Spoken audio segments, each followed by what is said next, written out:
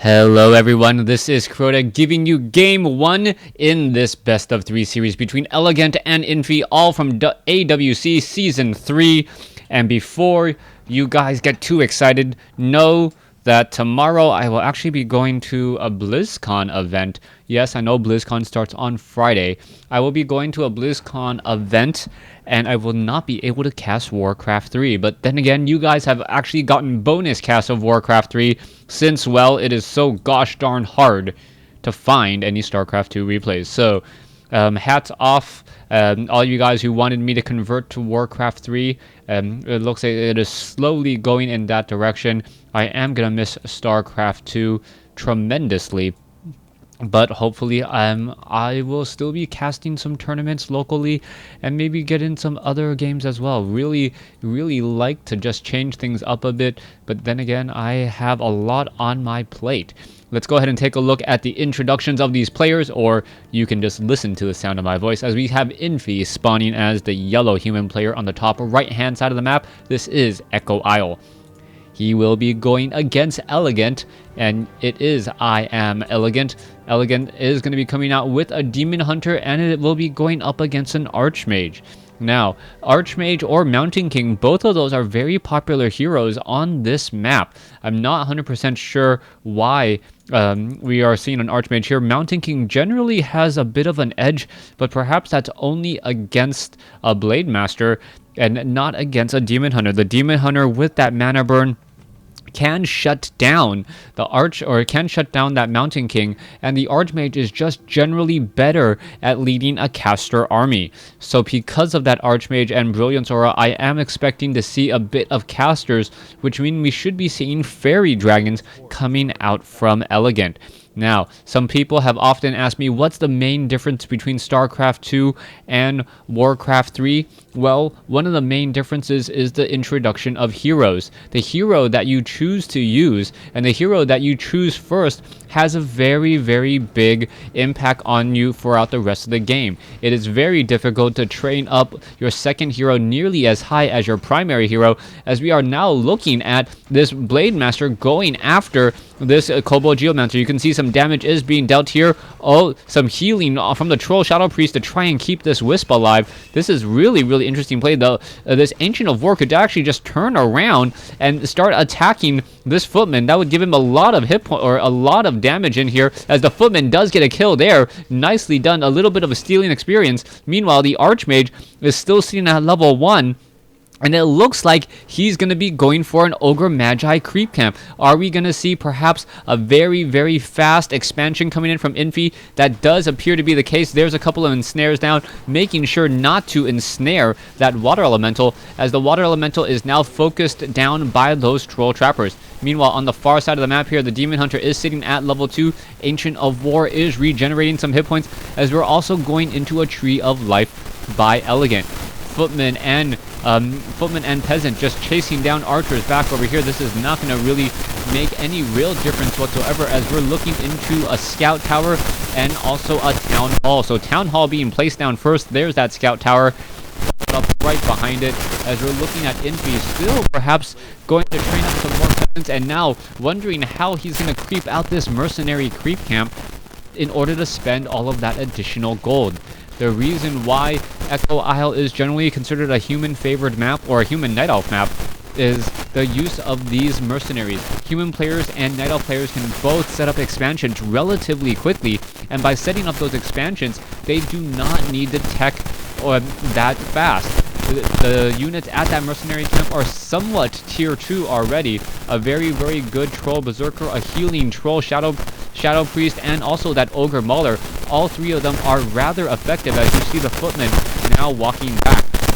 Demon Hunter does have a Staff of Teleportation. Meanwhile, the Archmage has Boots of Speed and Dust of Appearance. Unfortunately for him, he does not have the Scroll of Town Portal, which means he could get taken out rather quickly. Only one Goblin Merchant shop means that it will take quite some time before that Demon Hunter gets a boost of speed of his own, as we're now looking at a quick mana burn there. Mana burn, Archmage unable to drop down another water elemental for quite a bit of time there. You're looking at that Arcane Tower, which is going to be completed. A Wisp is on the far side of the map here, as this water elemental is still doing a little bit of chasing around the walls. We do see a farm now being set up inside Elegant Space. We are teching the tier 2 as well. You can see that Tree of Ages teching the tier 2, and I am curious as to what exactly Elegant is going to be doing at tier 2. Ancient of Lore and Bears is a definite possibility. Meanwhile, what are we going to be seeing from Infi? Infi is now upgrading to tier 2. He is significantly behind, but then again, his expansion is already up and running. Tree of Life got poked down a little bit. It is now going to uproot itself and start walking away, as the Demon Hunter looks to perhaps buy a boost of speed, sell some of those rings of protection, one of those rings of protection, deciding to keep one still and keeping an open slot just to do a little bit of item pickup a little bit later on. You can see a Wisp is still hanging out by this mercenary camp here. At some point, the Archmage is going to want to clear it out, and when that happens, the army is going to be able to come in here and engage rather fast. All right, you can see, yes, the peasant does go inside, runs inside. It does get taken out, though. 10 gold lost forever. Unable to do anything there, as we are getting Ultra Vision research for better scouting and better vision at night. The Archmage still looking to perhaps pick up some items. No, what is he going to pick up? A Potion of Lesser Invulnerability? Does not.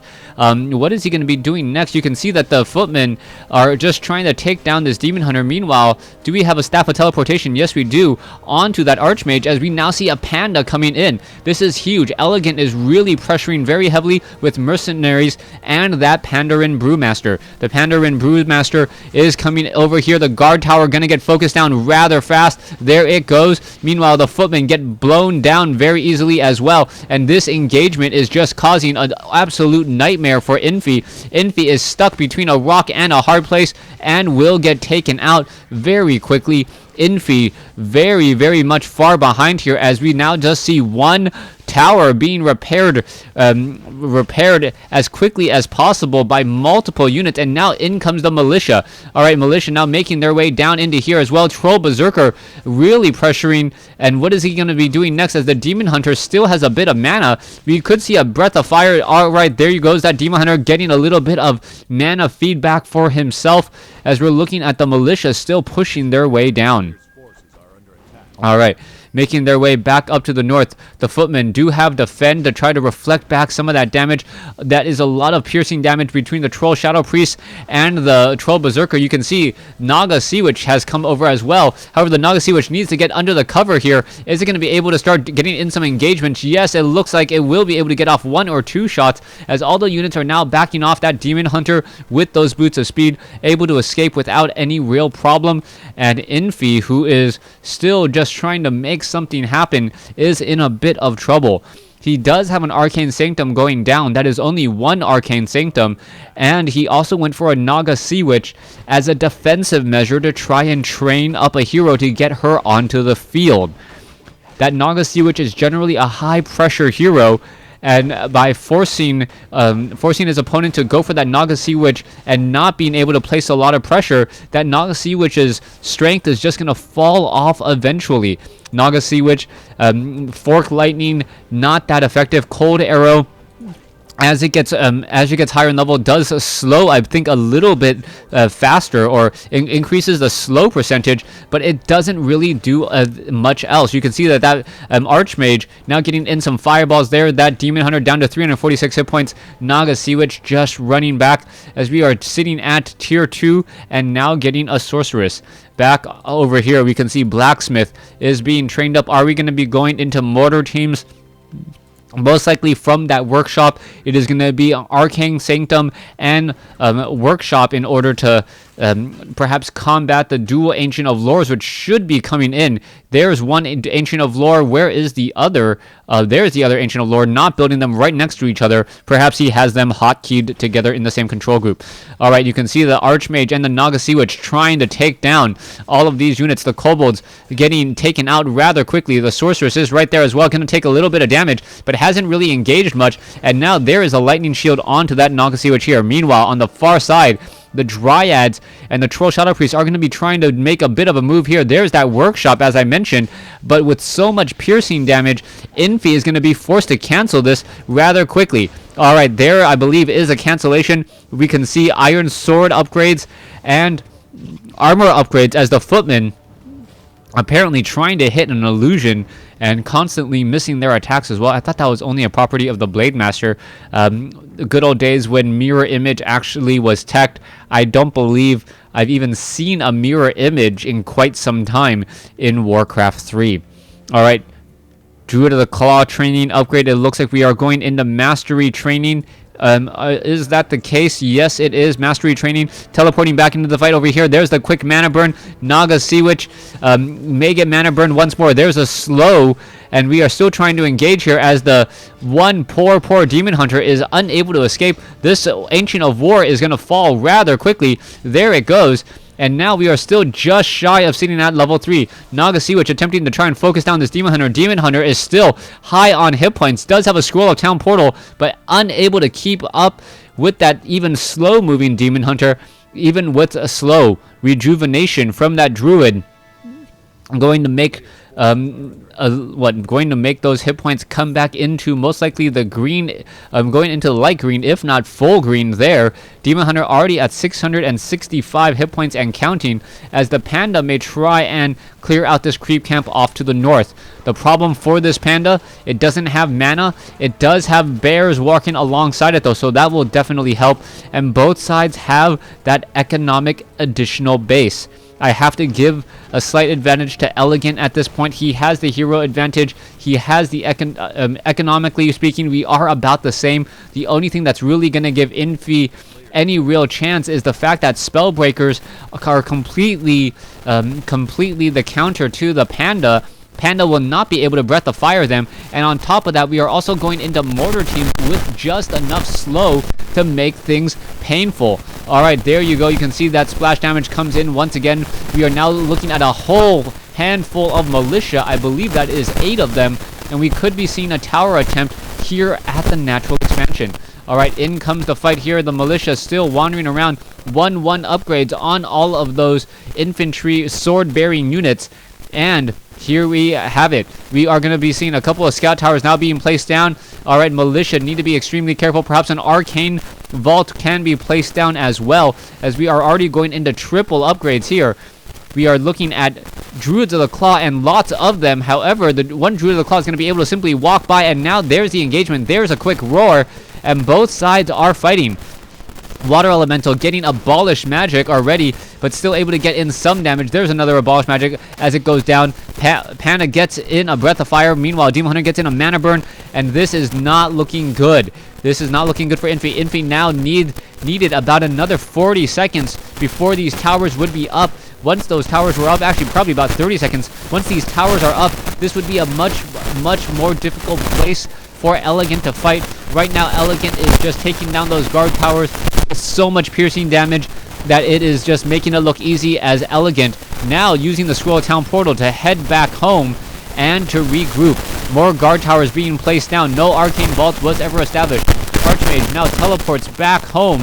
Where is he going? Perhaps back over here. Picks up a Scroll of Regeneration. Does not pick up a Clarity Potion though, as we're now looking at another Scroll of Town Portal coming down. Is it going to be enough? Where are they going to land? There you have it. The peasants are all right there. We could be going into an engagement. Yes, and there it is. The Dryads are going to be falling rather quickly. Archmage now comes over. There's another Mana Burn again. Guard towers not even going to get to halfway this time around before they are being pressured. Infi moving back here. All of these bears, and Elegant is looking just superb in this game, taking down breaker after breaker. There goes the guard towers, and I believe this is going to be a GG here in just a moment, as the units of Infi are on the run. Peasants now taken down. Panda sitting at level 4. Panda could easily finish off the rest of these peasants here, and as those peasants go down, we are going to get higher and higher up to level 5. Level 3 Breath of Fire does become a serious problem if he ever tries to bring in more Militia. Here we have it. Dryads, Bears now making another move. Little bit of slow poison comes in. Panda now with anti-magic shell gets in a breath of fire but doesn't hit very much of anything. And I believe, yes, that is going to be a very fast GG. Infi, yeah, Infi knowing as we are now going into, I guess TR? I'm not quite sure. Tyrannus Stan? No. TS? Twisted Meadows? No. Alright, we'll look at what we're going into in the next map as we see Elegant taking game 1 in this series. Thanks for watching. Thanks for listening.